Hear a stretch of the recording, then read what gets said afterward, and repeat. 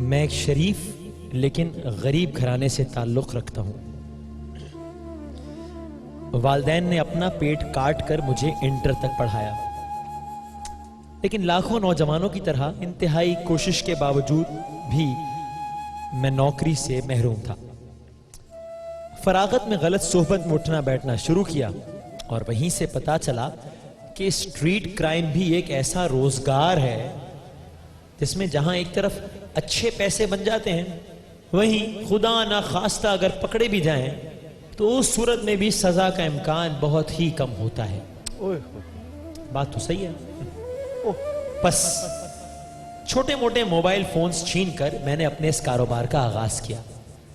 پھر معاملہ چھوٹی موٹی ڈکیتیوں تک جا پہنچا. خصوصاً بینک اور اے ٹی ایم سے نکلنے والے افراد میرا ہدف ہوا کرتے تھے. زندگی بڑی پرسکون تھی کہ اچانک ایک دن میں نے دیکھا کہ ایک آدمی اے ٹی ایم سے پیسے نکالنے داخل ہوا. میں بھی اس کے پیچھے داخل ہو گیا، لیکن میری توقع کے بالکل برخلاف اس نے میرے پستول دکھانے کے باوجود شدید مزاحمت شروع کر دی. اب میرے پاس ایک ہی راستہ تھا کہ یا میں رنگے ہاتھوں پکڑا جاؤں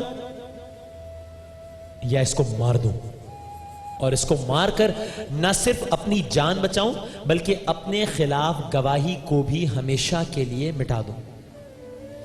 لیکن یقین مانیے اس کے باوجود میں نے حد الامکان کوشش کی کہ اس کو مارنے سے اجتناب کیا جائے، لیکن جب وہ مجھ سے آ کر لپٹ گیا تو مجھے اس سے بچنے کا واحد ذریعہ اس کے سر میں گولی اتار دینے کے علاوہ اور کچھ نظر نہ آیا. سو میں نے اسے مار دیا. میں نہ صرف نہایت صفائی سے بچ کر نکل آیا بلکہ اب تک آزادی سے گھوم رہا ہوں. لیکن میں ہی جانتا ہوں کہ خارجی آزادی کے باوجود میں داخلی قید میں ہوں.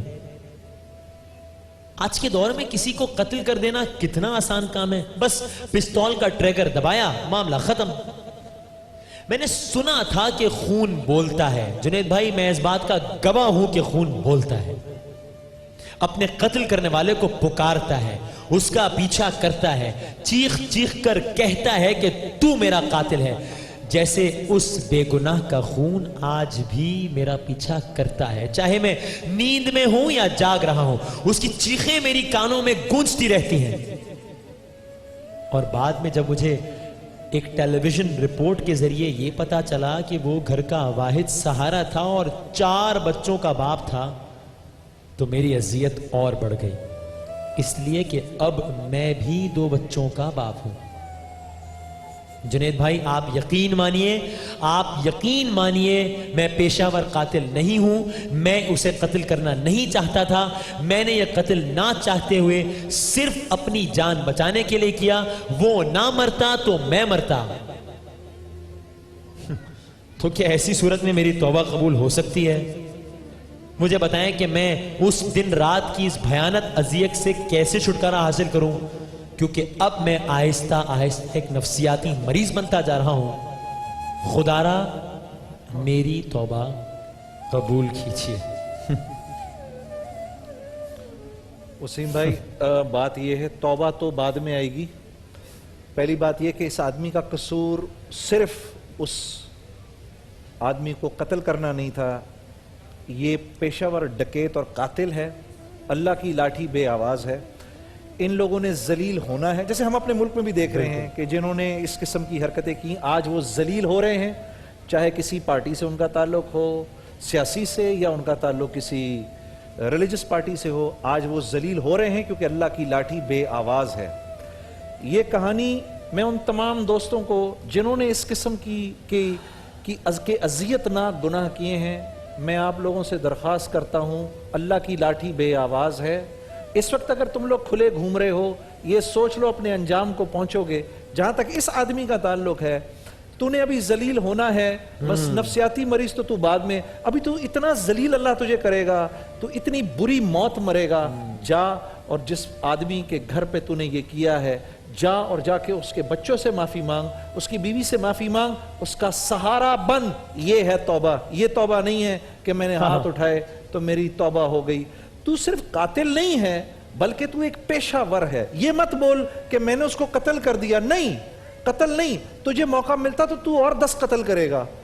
تو ایک پیشہ ور ہے, ذلت تیرا مقدر ہے, تو دنیا میں بھی ذلیل ہوگا. اور یہ بات یاد رکھنا کہ تیرے اس گناہ کی سزا, اگر تو نے معافی نہ مانگی تو تیری ایک نسل نہیں 7 نسلیں تیرے اس گناہ کو سہیں گی. اللہ تجھے ہدایت دے. جا اور جس کے ساتھ تو نے ایسا کیا اس کے گھر والوں سے معافی مانگ.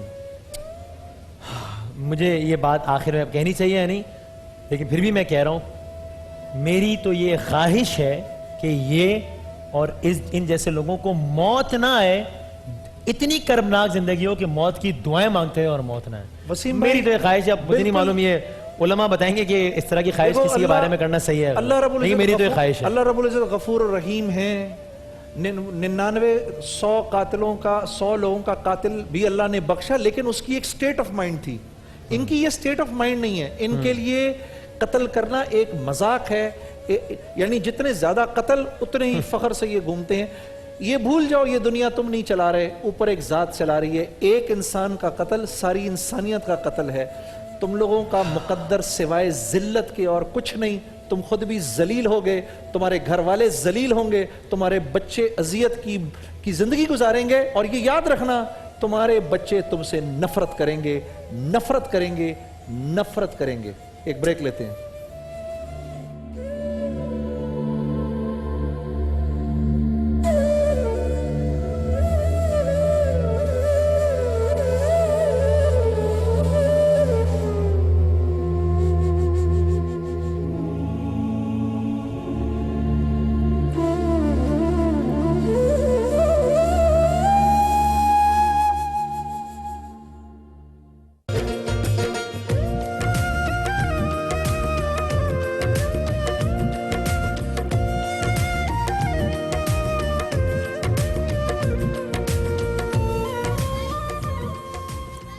خوش آمدید ایک بار پھر. وہاں علماء کرام موجود ہیں, یہاں ہم ذرا اپنے کچھ ننھے دوستوں کے ساتھ موجود ہیں, اور انشاءاللہ اذان فجر کے بعد بھی علماء کرام سے گفتگو کا سلسلہ رہے گا جاری, بلکہ تفصیلی گفتگو اذان فجر کے بعد ہی ہوگی. ابھی ہمارے ساتھ, چونکہ ہم یہ کوشش کرتے ہیں کہ ذرا حوصلہ افزائی ہو بچوں کی, تو یہ ہمارا روزہ رکھائی کا سیگمنٹ ہے. کیا ہو گیا بھائی, کیا ہو گیا؟ ہاں کچھ بھی نہیں. تو آپ یا تو کھا لیجئے یا پھر آپ جھولے کھا لیجئے. یہ دونوں کام ایک ساتھ کیسے ہو سکتے ہیں؟ اچھا جھولا جاتا ہے. اچھا جھولا میں جھول لیتا ہوں, آپ کھانا کھا لیجئے, ٹھیک ہے, آرام سے. بلکہ پہلے مجھ سے بات کر لینا, تھوڑی سی بات کریں گے تھوڑی سی مجھ سے. اچھا تو آپ کو یہ یاد ہے کہ آج کون سا روزہ ہے؟ یہ ہاں 4 روزے ہیں, 4. اور ٹوٹل روزے کتنے ہوتے ہیں؟ ٹوٹل 29. 30 نہیں ہو سکتے کبھی؟ 30 کبھی نہیں ہوتے؟ اچھا ہو جاتے ہیں نا کبھی کبھی. یہ کیوں ہوتا ہے کبھی 29 روزے کبھی 30 روزے, یہ کیا ہوتا ہے؟ ہوتا رہتا ہے. اچھا ہمیں کس طرح پتہ چلتا ہے کہ بھائی 29 روزے ہیں یا 30 روزے ہیں؟ یہ کیسے تاریخ, یہ تاریخ کیسے پتہ چلتی ہے؟ کیا ہوتا ہے تو پتہ چلتا ہے کہ نہیں بھائی 29 ہوگی تاریخ یا 30 ہوگی؟ کیا دیکھتے ہیں؟ ہاں بتا دو, صحیح بتا رہے ہو. کیلنڈر ہے کیلنڈر. اوہو, کیلنڈر نہیں دیکھتے بھائی, چاند دیکھ کر فیصلہ ہوتا ہے. کیا دیکھ کے فیصلہ ہوتا ہے؟ چاند دیکھ کر فیصلہ ہوتا ہے. اچھا بھائی, یہ روزے کو عربی میں پتہ ہے کیا کہتے ہیں؟ یہ نہیں پتا کسی کو بھی نہیں؟ کوئی بات نہیں, جب میں آپ کو اتنا تھا مجھے بھی نہیں پتا تھا, کہ مجھے بھی ابھی تھوڑے دنوں پہلے جو ہے نا, جب میں علماء سے سن رہا تھا پتہ چلا. سوم کہتے ہیں. کیا کہتے ہیں؟ یہ جب آپ آج آئیں گے نا افطار میں میرے پاس, تو میں پوچھوں گا آپ سے, تاکہ مجھے پتہ چلے کہ کس کس کو یاد رہا ہے اور کس کو نہیں رہا. ٹھیک ہے نا؟ اچھا جناب, آپ لوگ کر چکے ہیں سحری یا ابھی جاری ہے بھائی؟ میں ابھی کرنے والا ہوں. کرنے والے ہیں. ٹائم وہیں پہ رکھ دی. کیوں؟ جلدی میں.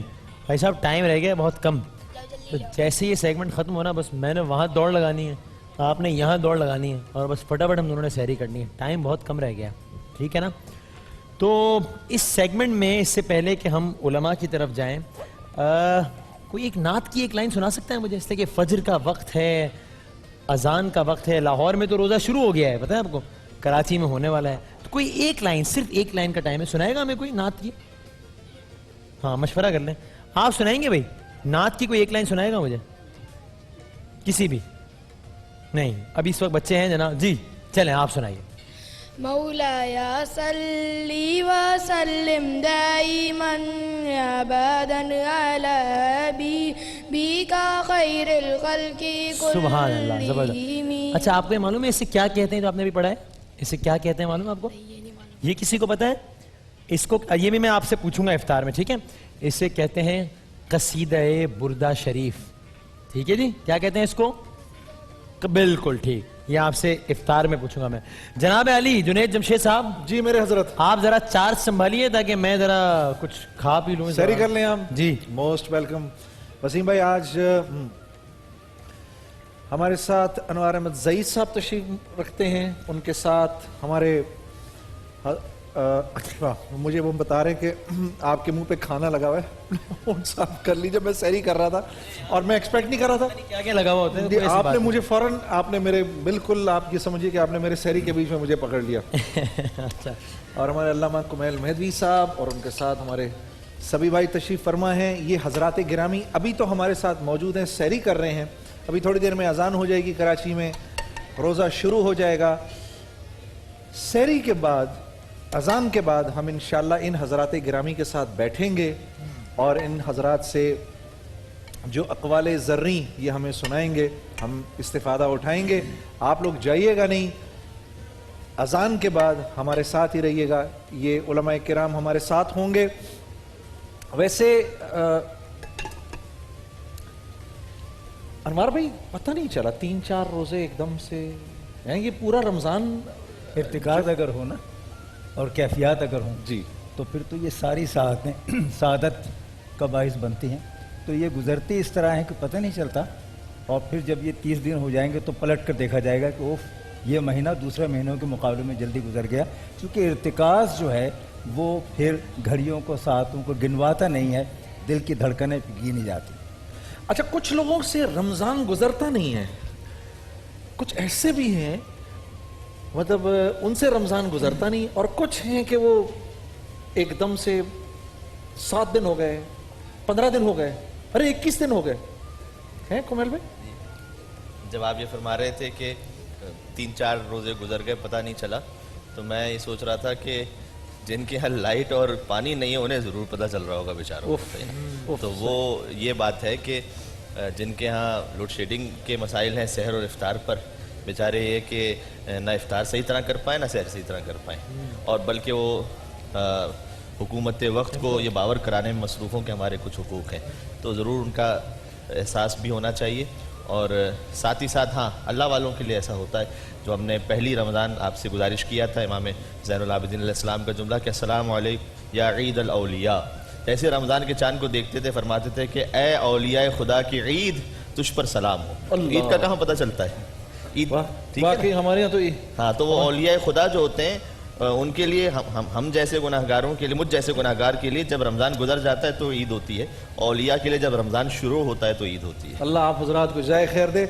سبھی بھائی آپ سے ابھی انشاءاللہ یہ اذان کے بعد بات کریں گے کیونکہ وقت تھوڑا ہے اور اذان کا وقت قریب ہے. ایک بریک لیتے ہیں انشاءاللہ. جائیے گا نہیں, اذان کے بعد ہمارے پاس رکیے گا, بہت مزے کی باتیں کریں گے ہم اپنے علماء کرام سے. بریک کے بعد ملاقات ہوتی ہے.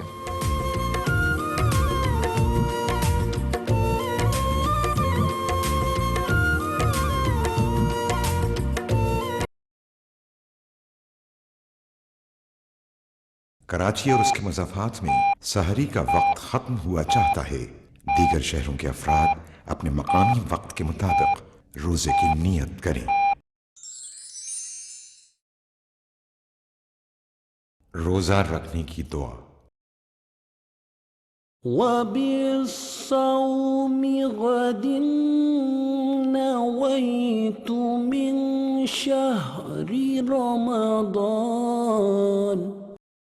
میں ماہ رمضان کے کل کے روزے کی نیت کرتا ہوں.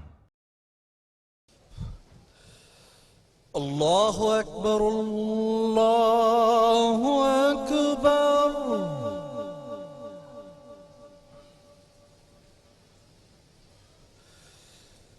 اللہ اکبر اللہ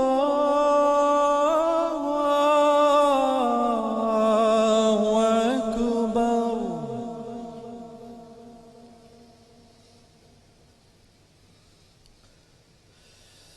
اشہد ان لا الہ الا اللہ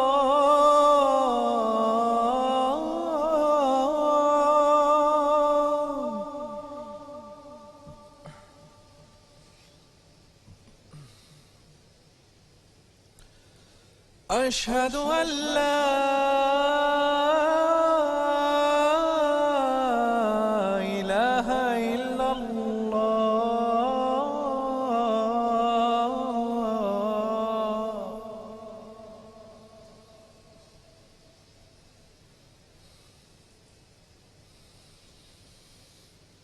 اشہد ان محمد رسول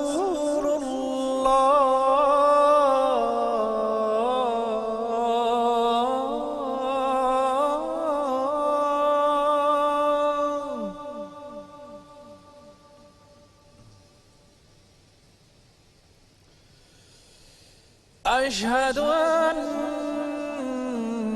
محمد رسول الله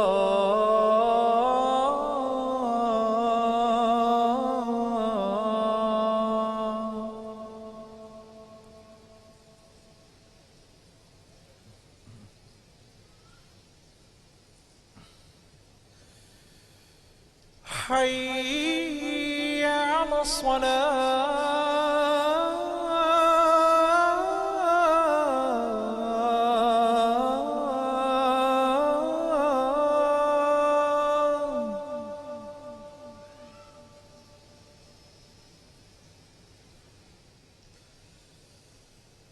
حي على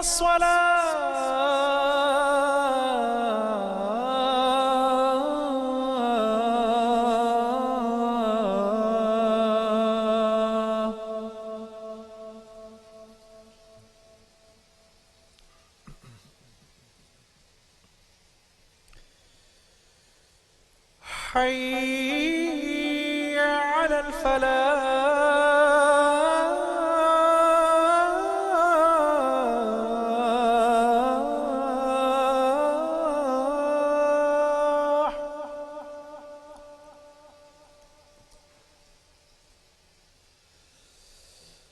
حي على الفلاح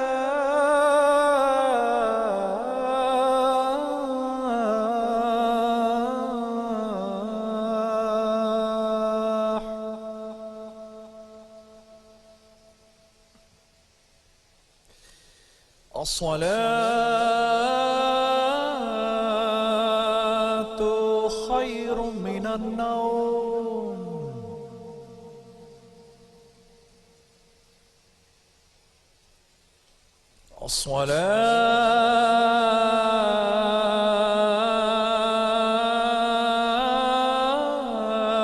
الصلاة خير من النوم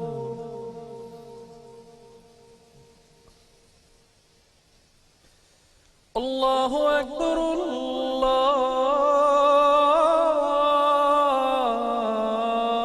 الله أكبر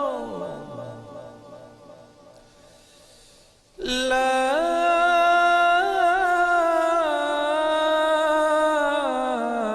إله إلا الله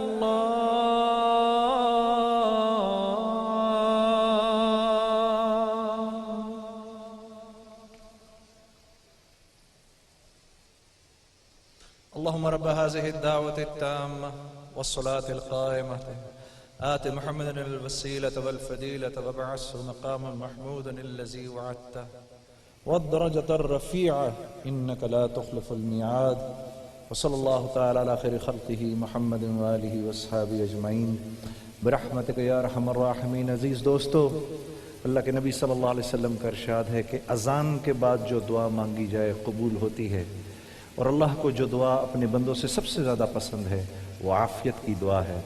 تو یہ دعا مانگا کریں کہ اللہ من یسألک العفو والعافیۃ فی الدنیا والآخرہ. انشاءاللہ अजान के बाद हमारा सेगमेंट जिसमें उलमाए किराम हमारे साथ तशरीफ फरमा होंगे, अभी वो होगा। हमारे साथ रहिएगा। मुलाकात करते हैं एक ब्रेक के बाद।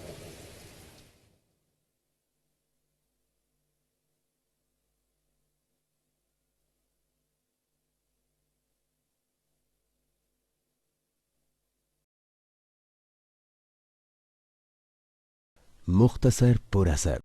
रसूल अल्लाह सल्लल्लाहु अलैहि वसल्लम ने फरमाया, बेशक कुरान अल्लाह तबारक व तआला को आसमानों और ज़मीन और जो कुछ इनमें है से ज़्यादा प्यारा है। हैरत है, वो किताब जो अल्लाह पाक को अजीज़ है, उस किताब पर अमल करना तो दूर की बात, हम तो उसको समझकर पढ़ने तक की ज़हमत नहीं करते। क्या हमारा कुरान के साथ ये रवैया दुरुस्त है?